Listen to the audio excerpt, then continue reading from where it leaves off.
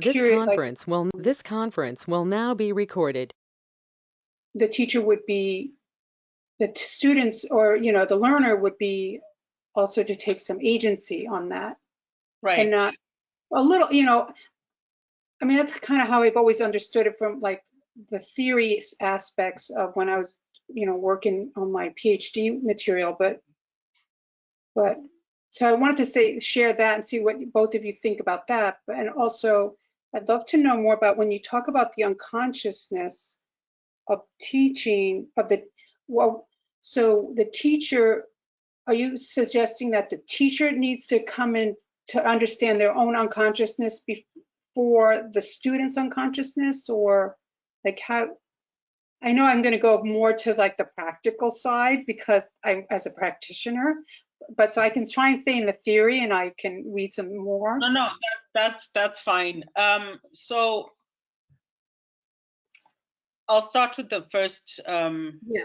Welcome to Marie. There's a fourth person, Marie. Yeah. So welcome, Marie. So when we talk about agency, and this is where I get into social justice and why we need social justice in schools. And when we read the memoirs, we will look more at the agency of the subject or of the learner or of the child, and how different systems can subvert or even squash that agency, right? And this is what we refer to as oppression. And we often talk about that as something in the past.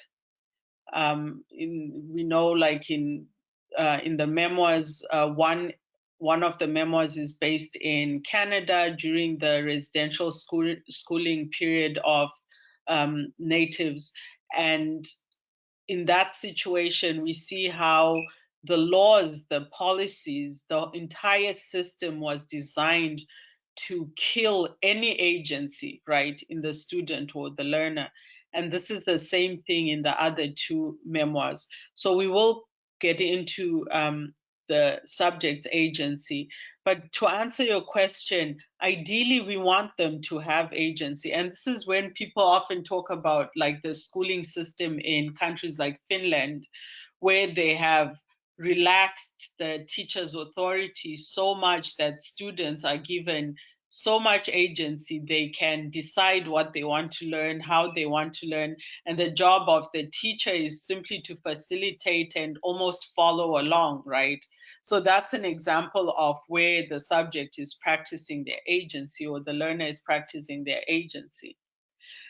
So we will get into agency later on, and especially as we delve deeper into what we mean by social justice in education and what it can look like, what it can feel like.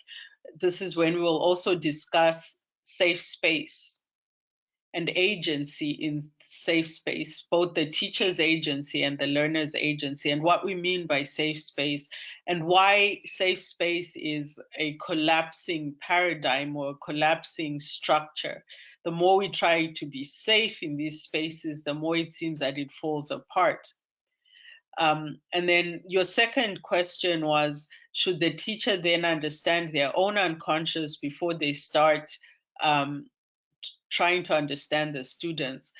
And the answer for that is yes and no. Yes, in that some self awareness, some reflection is definitely critical and important. But what the teacher is learning along with the student is also their unconscious. And they require the student to, I'll use the word trigger, their unconscious so that they can be more aware of it. And this is where transference comes in. So basically, the way it is the student's unconscious or the learner's unconscious and the teacher's unconscious have this whole relationship that's going on. And so for the teacher to understand their own unconscious, they need to be aware of this transference and what's happening in that unconscious relationship. Any other questions or comments? I do kind of have one. I think it's like a little bit outside, but I'm really interested in this idea of you know, you talk about, this is going back to the earlier part, but almost like the civilizing aspects of education. And so you come to the school and you are learning how to be a citizen apart from how you're occupying that in your family, so that the school, I guess, in some ways, it's teaching the values of the state, whereas the family is teaching whatever values it has, and those might be in alignment and they might be different. Yeah. So you are being subjugated in some way to whatever values it is that the states are. And I guess all along the way, I guess I'm just kind of repeating what you're saying so I could make sure I understand it. Yeah. But all along the way, the teachers are, or the head teachers or the principals or whatever, are either resisting whatever the state's values are or perpetuating, and that you're going back and forth with that. Mm-hmm.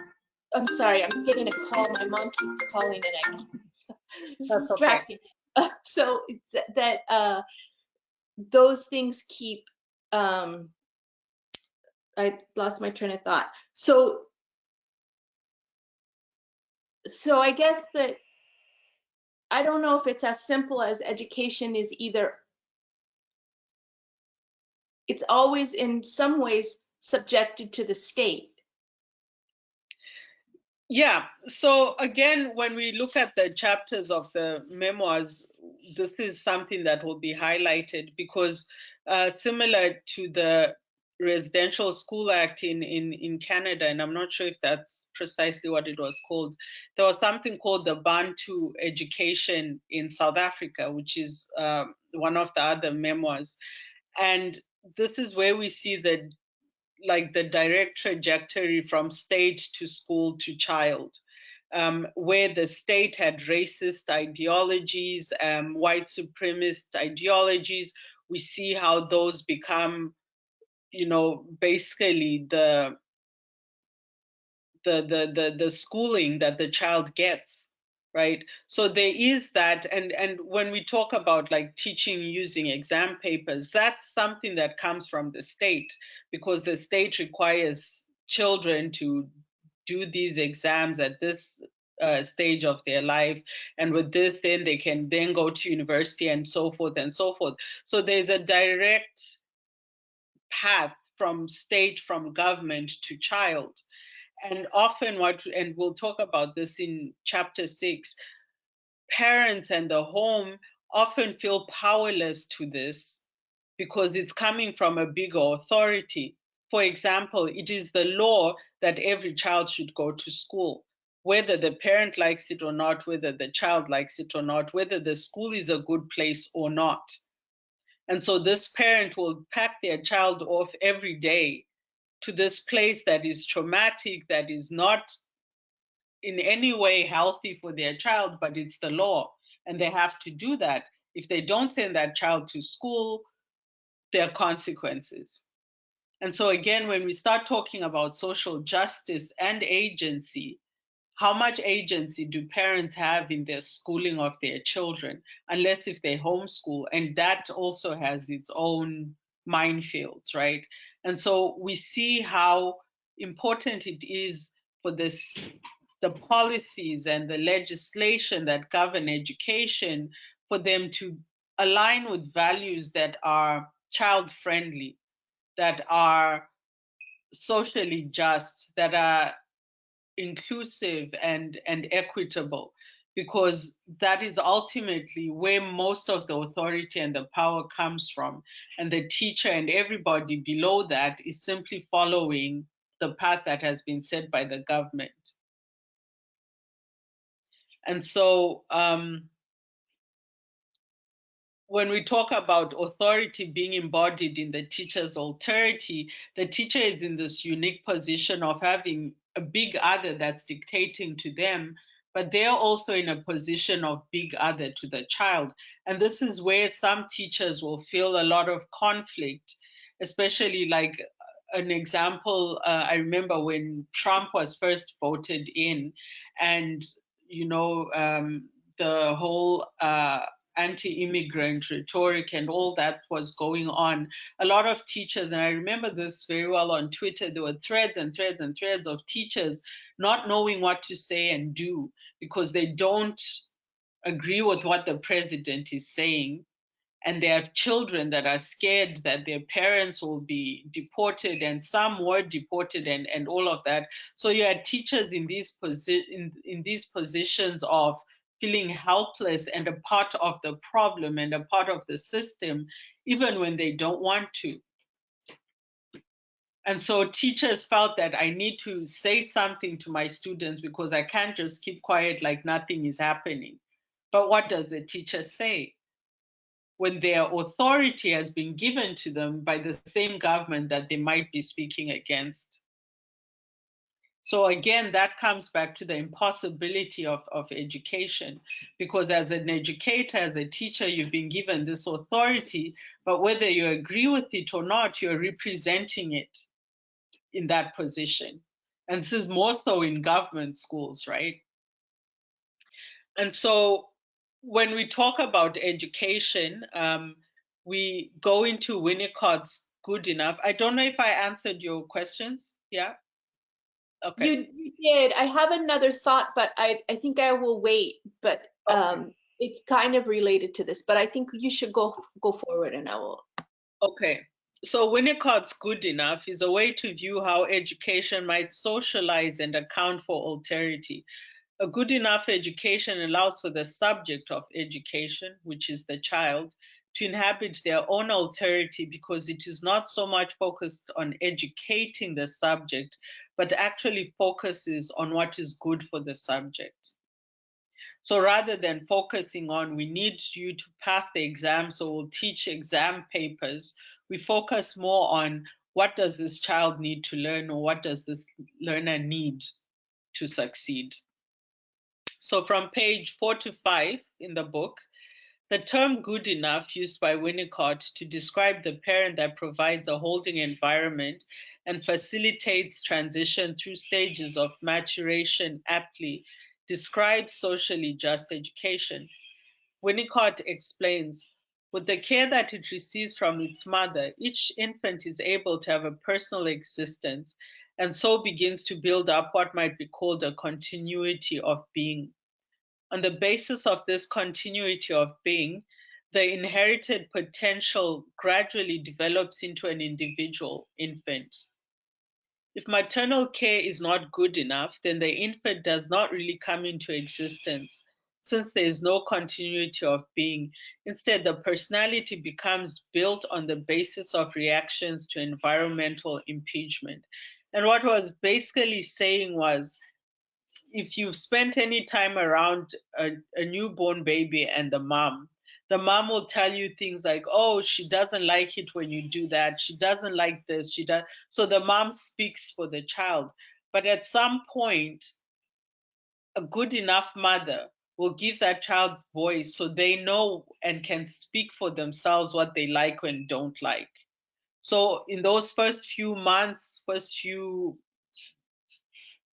instances of socialization, the mother or the caregiver takes the place or of the voice of the child. And so she'll tell you, don't hold him like that, or don't hold her like that. She doesn't like it. He doesn't like peas. He doesn't like this and doesn't like that. And so a good enough mother at some point lets the child begin to explore other things without giving them an opinion, without telling them whether they'll like it or not, so that that child starts to develop their own being and their own understanding of what they like and don't like. And so if you think of this in terms of an education, this is where, again, we're focusing more on what is good for the subject rather than the subject is in school, they need to learn, they need to pass exams. We give the student space, or the learner space, to explore, to learn, to grow, to continue becoming whoever it is that they're supposed to be. So a good enough education provides the learner a conceptually similar holding environment and facilitates opportunities to become. Another psychoanalyst who used the term good enough is Bettelheim, who speaks of good enough parenting as civilizing to children. Bettelheim illustrates how good enough practices help a child develop moral and civil awareness and states. When a child acts out of this understanding of order against chaos and good versus evil, he begins to appreciate a lesson which cannot be taught to him convincingly in a purely didactic fashion. That to fight evil is not enough. One must do so in honor of a higher cause and with knightly valor, that is, according to the rules of the game, the highest of which then has to become to act with virtue. This in turn will promote self esteem, a potent spur to further integrate id, ego, and superego, and that is to become more civilized. So, if we thought of the classroom as a space where learners become civilized, what this is basically saying is we go beyond the test papers and the exams, and we allow students to experience and explore and get into the game so that they feel the things that they're supposed to feel, like the valor and the honor of what they're doing, right?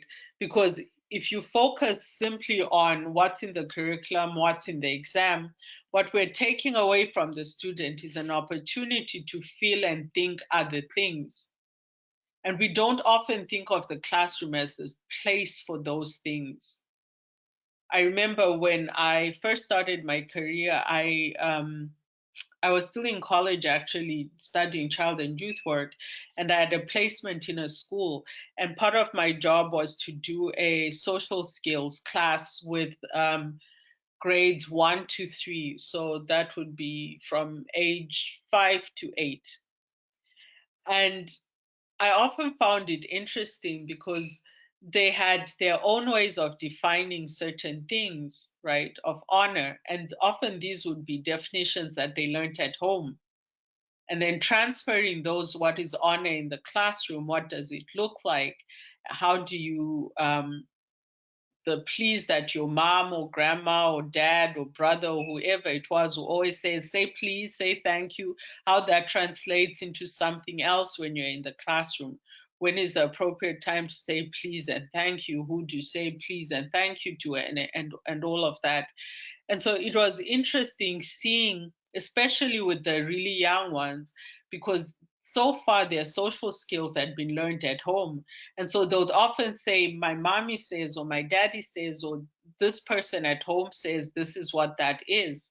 And so as students grow older, like you can imagine by the time a student is about to finish high school, we're not thinking so much in terms of their primary socialization because they've been in the school system for a very long time. We assume they know what to do, what to say, what is appropriate behavior, what's not appropriate behavior. And this assumption comes from, once again, limiting what education is to certain things.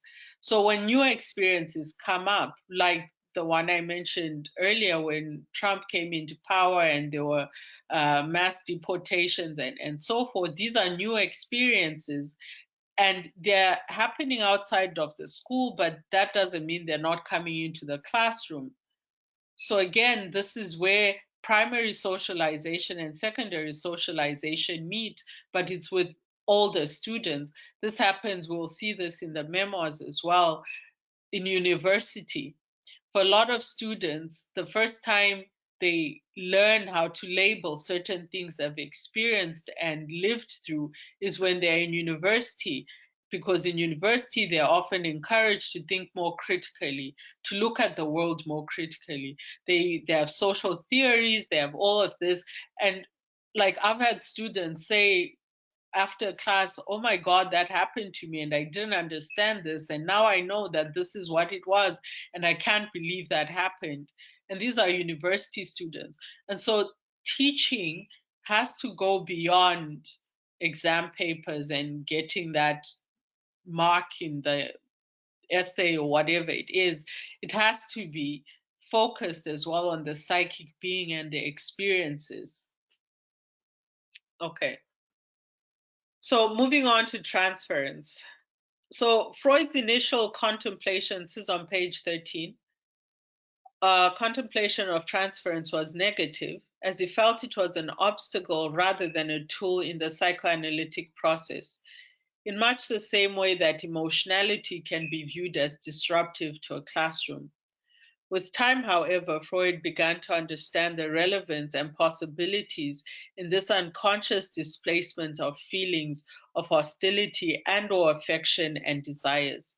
So eventually, Freud saw transference as the key ingredient for successful analysis, an ingredient also identified as key in education. Freud eventually concluded that transference is an element of any and all human relationships, beginning with encounters in childhood and repeating all the way into adulthood. So the teacher-learner relationships are transference, and it repeats throughout the educational process. These repetitions of love and hate, of ambivalence, of hope, are crucial to understanding the subject of education and why learning is trauma. So a child goes to school for the first time at 4 years old, something traumatic happens. And eventually, maybe they work through the trauma, and then the next school year, it's a new classroom and a new teacher, something traumatic happens again. So for this child, what they're now learning is the beginning of a school year is always traumatic. So that's an example of a repetition.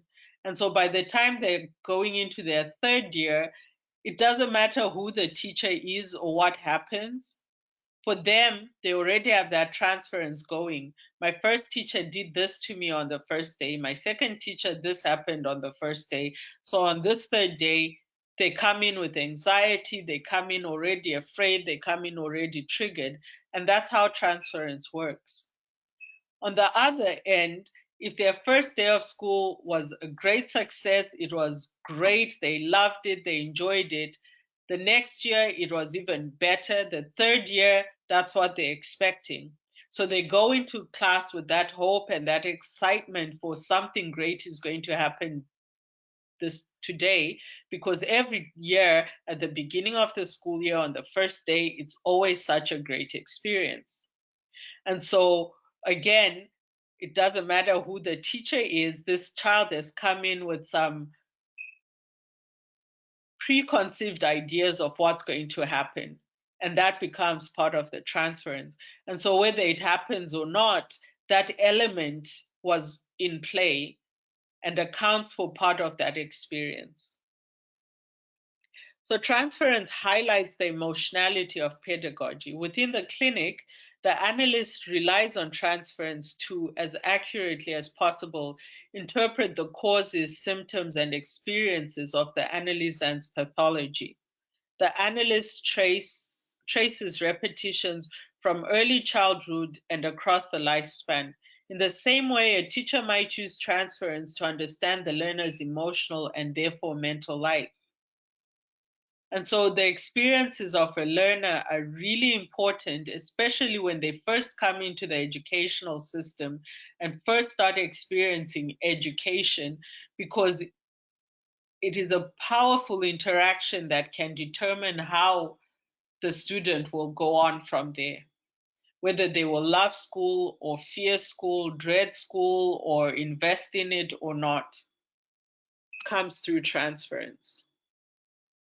So Robbins, on page 14, Robbins takes us through the development of transference and countertransference from Freud to Reich to Horney and Thompson, and finally settles on his own definition of transference as made up of a wish, an illusion, repressed emotion, and character defenses, all of which are dynamically related to each other in such a way as to constitute a unified whole.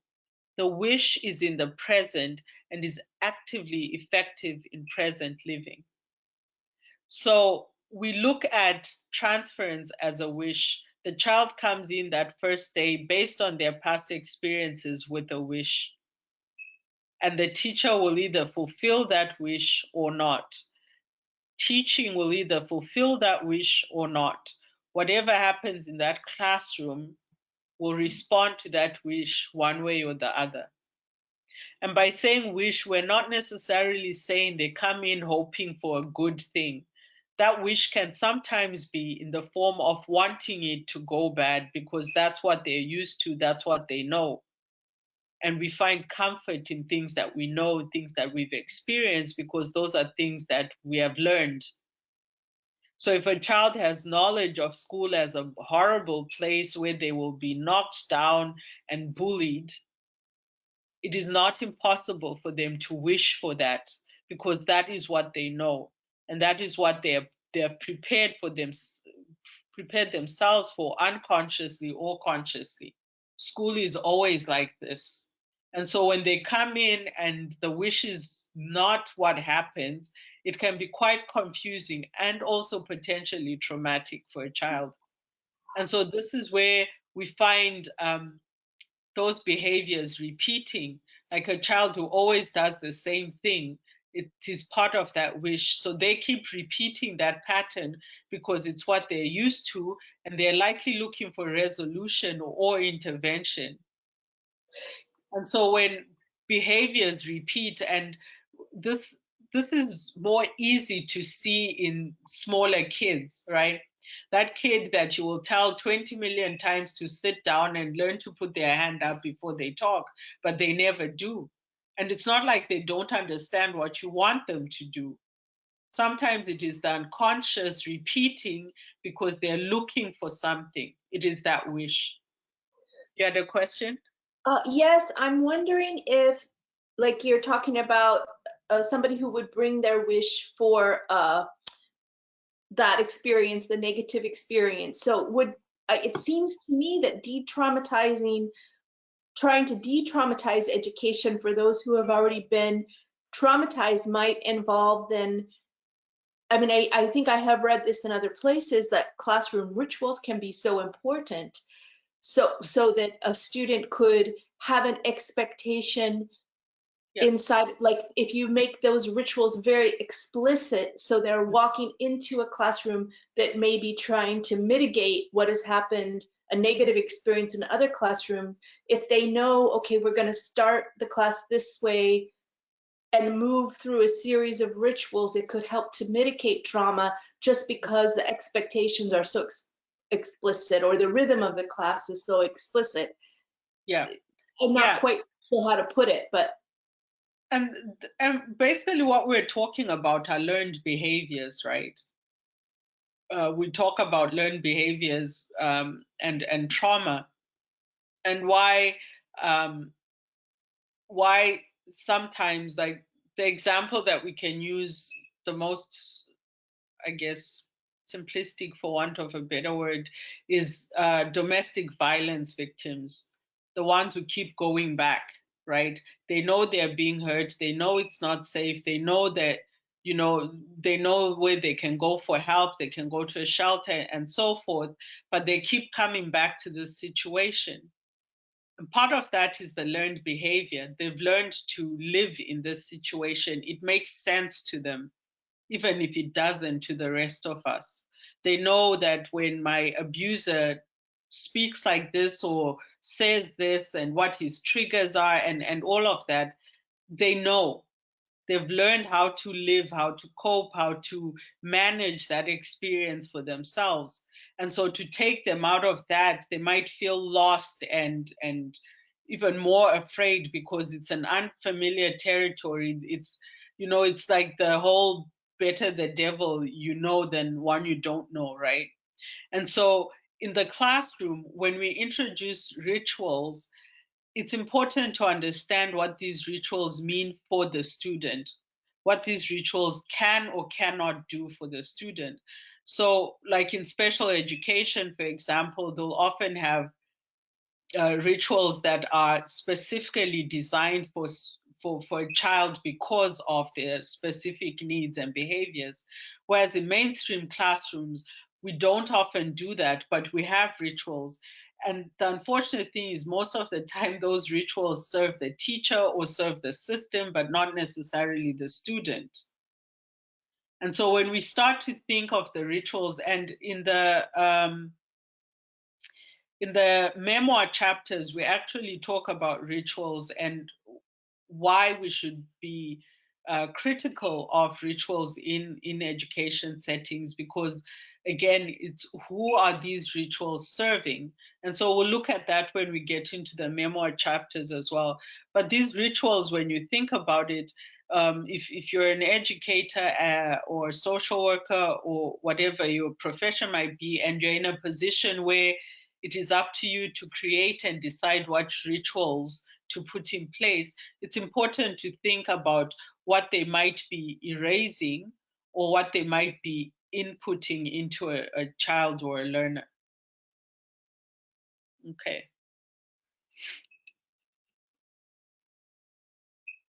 Okay, so this wish, Robin states, is for a relationship with a parent or a parental figure. It is an expression for longing for fulfillment based on real and healthy needs of the child. Our deduction is that counter-transference and transference, so counter-transference is the transference of the teacher to the child, where transference is from the child to the teacher. So just to clarify that, is the manifestation of desire within the relationship between the teacher and the learner. If we consider the impossibility of teaching and psychoanalysis, we might conclude that what makes both of these possible, the transference and countertransference, the teaching and psychoanalysis, what makes them possible is transference, that repeating hope that occurs through relation and through pedagogy. It is characteristic in psychoanalysis, according to Winnicott, that the analyst does not waste the valuable material that comes up for analysis in terms of the emotional relationship between patient and analyst. So basically, transference is hope, because as long as that child keeps repeating those patterns, there's a chance to intervene. There's a chance to correct what went wrong. There's a chance to address the trauma, whether it's through rituals, whether it's through dialogue, whether it's through teaching material or a game or whatever it is. When, as an educator, you notice that this behavior keeps repeating, you look at it as, like we said before with Britzman, as a new beginning. If this keeps repeating, this is an opportunity for a new beginning. So the next time this happens with this child or this learner, let me try this or let me try that, right? So each repetition is hope, basically. Okay, so the desire to teach is the desire to learn. I'm Yes. sorry, I have to get on the call at 1 o'clock, so I'm gonna say goodbye now. But I'd love to continue, and I'll read the rest of the notes and check in. Is that okay? Thank you All so right, much. good to see everyone. All right. Bye. Take care. Thank you. Okay. So what makes a teacher? What makes a student? The desire that drives the classroom is essential to understanding both the teacher and the learner, but more especially when we start to delve into social justice in education, desire plays a significant role in determining the nature of the classroom, whether it is safe or privileged, which we will get into later. A teacher is other, as we said, therefore has a strong influence on the desire of the learner. In fact, the learner's desire is given to them by the teacher. Think about that child first day in school. They don't know what to expect. They don't know what they should want. They don't know that they should want to get 100% in their spelling, 100% in their maths, and all of that. But it is the teacher who gives them these desires through whatever activities, through whatever teaching that the teacher does. The child starts to learn that, oh, when I'm in class, I should want this. When I'm at school, I should want this. But who is the teacher's other? And in other words, where does the teacher get their desire? So this takes us back again to whether we go all the way up to the state, right? Or the head teacher, or sometimes parents, right? this dynamic would often be seen in private schools. Like recently, I had an opportunity to encounter some parents of a private school, and you could see how much say they have in what happens at the school compared to like public schools. They put a lot of pressure on educators to teach certain things and not teach certain things. So in that situation, even the parent has become the teacher's other, right?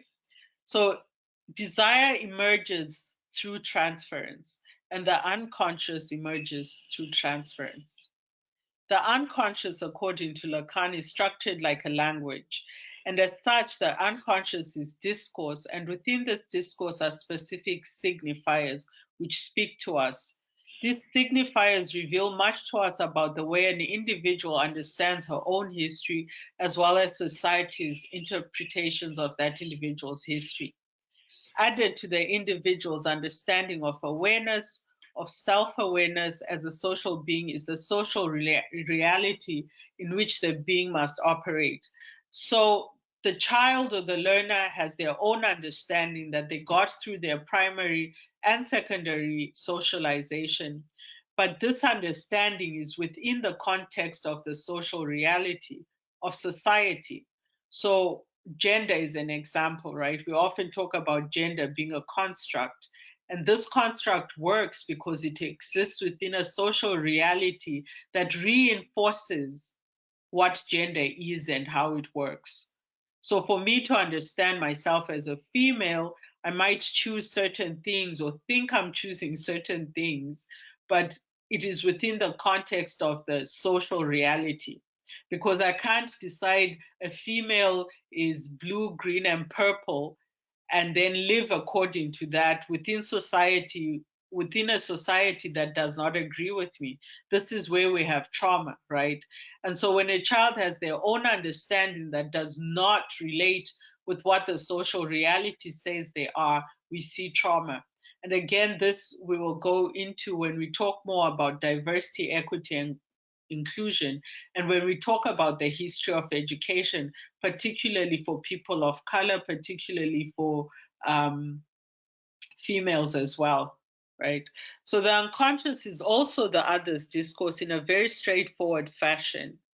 The unconscious is full of other people's talk, other people's conversations, and other people's goals, aspirations, and fantasies, insofar as they're expressed in words. It is signifiers that help us understand the language of the unconscious and signifiers that highlight the desires of the unconscious. So within my work, I look at specific signifiers such as Indian, Black, and White as expressing the unconscious desires of those that are both signified and speaking. And through signifiers of race and sexuality, we can understand some of the underlying facts and meanings behind actions. We can also find signifiers where breakdown in meanings, paradoxes, and complexities of positionality occur. And when signifiers are lost, we see this in the condition of psychopathology. So added to the signifiers in the memoirs that we'll look at later are signifiers of education. So social justice is one of these signifiers. Teaching or pedagogy is one of these signifiers. Child, teacher, these are all signifiers. And all these words commonly used within the realms of schooling underscore the desires of individuals acting within the sphere of education. For example, what does the word teacher signify in the unconscious? So, for a child or a learner, and for the teacher themselves, when they hear the word teacher, that word means certain things that replace or displace the actual individual. And that's how signifiers work. So, a brief exploration of signifiers in education returns us to Lacan's previous statement. So there is no true teaching other than the teaching which succeeds in provoking in those who listen an insistence, the desire to know which can only emerge when they themselves have taken the measure of ignorance as such, of ignorance in as much as it is as such fertile in the one who teaches as well. And so what that means is, going back to the heading of this section, the desire to teach is the desire to learn. as an educator, as a teacher, we have to come in from a position of not knowing, of ignorance. And from that position, we learn. And as we're learning, we're able to respond more appropriately to our learners and to our students. Okay, so that's our reading for today. I don't know if you can maybe I'll email the other two that have left and let me know if you think this format works. I thought it would be better than PowerPoint.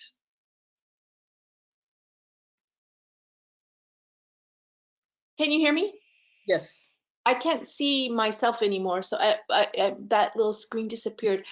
I think Okay. this is fascinating.